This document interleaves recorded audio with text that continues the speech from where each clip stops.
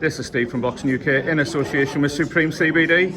Delighted to be joined here in Manchester. Andy Lee, you're here in your training capacity today. Yes. Joseph Parker, Derek Chisora rematch. How do you see it? I still see it as a very hard fight, as the first one was. But Joe's making improvements all the time. We've had a longer time together, so he's got a greater understanding of the style and of what we're trying to achieve. And I like what I'm seeing in the gym. So I expect a better performance, but I still think it'll be a hard fight. We spoke to Joseph, I think it was a couple of months ago now, and he said he's making improvements all the time. Can you give us any idea what improvements Joseph's made? Being more consistent and sustaining attacks, not letting up, not taking breaks, physically or mentally. That's Joe's biggest challenge. One of the criticisms that Joe's had of his career is not finishing off. Not me personally, but a lot of people have said when the fight was announced this will be another snooze fest. Do you disagree with that, obviously? No. Previously, yeah, probably did. That's the first thing I thought when I watched Usyk took him on, that he needs to be more consistent and more mean, more spiteful.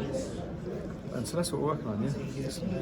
It's up to him, isn't it? It's in his hands. If he wants to do it, he can do it, because he's capable. And how do you prepare for Derek Chisora? Because obviously he's now with Dave Caldwell, and we spoke to Dave on Saturday, and he said again, Derek's made some significant improvements. As Joseph's trainer, what kind of things do you look for in Derek? I think Derek is as good as he's going to get. He will improve under Dave Caldwell, because Dave Caldwell is one of the best around. They've worked together in a successful relationship before.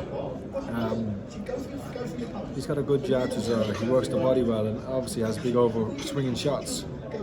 So you have to keep your peripheral open and keep your eyes on him, and be switched on at all times, because he's shown that he can knock you out late or early. And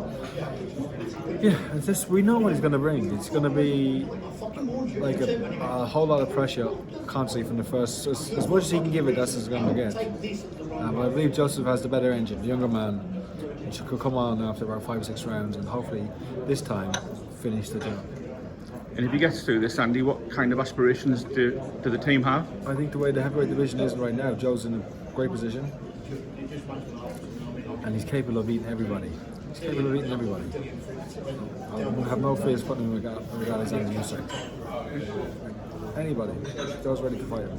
Do you think he's got the skills, or what would Joseph bring different to fight somebody like Usyk? Obviously, he has an athleticism. He's not a massive uncoordinated heavyweight. Yeah. He can fight like a middleweight in a heavyweight's body.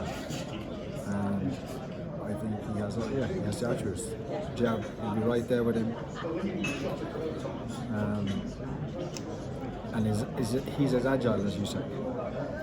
Obviously, I can't have you here, Andy, without talking about Morecambe. Is it a bit mad down there at the moment? Just a lot of rain. Just doesn't stop raining.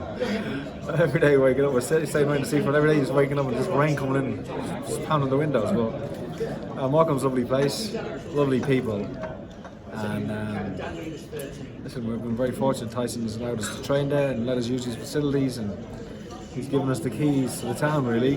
Use his conditioner, use his dietitian.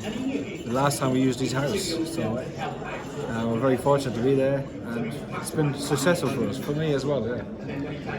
We saw some video footage yesterday of Tyson training Tommy for the Jake Paul. First of all, can I ask you your thoughts on that fight and the whole YouTube scene? And secondly, are you getting involved in that? I'll help them out as much as they want me to, but Tyson's very much in charge, hands-on.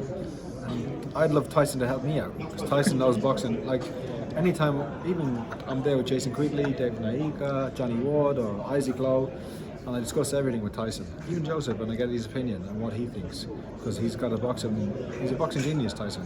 He's got a better history of the game than anybody, knows it inside out. So yeah, I think YouTubers I think now that the Pauls are fighting, well, Jake Paul, he's starting to fight real fighters. I think it's great.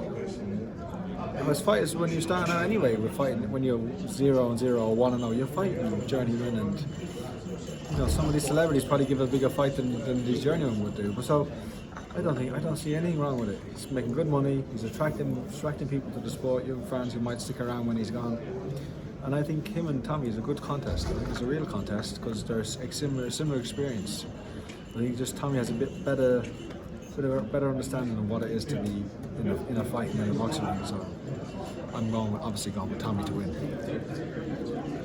We spoke to Spencer Phelan last week, and he said if Jake Paul wins, it would be an absolute disaster for boxing because then you'll have all the YouTubers shouting out pro boxers. It's a real fight, and they're equal. There's not that much pressure. Like they're equal level in experience.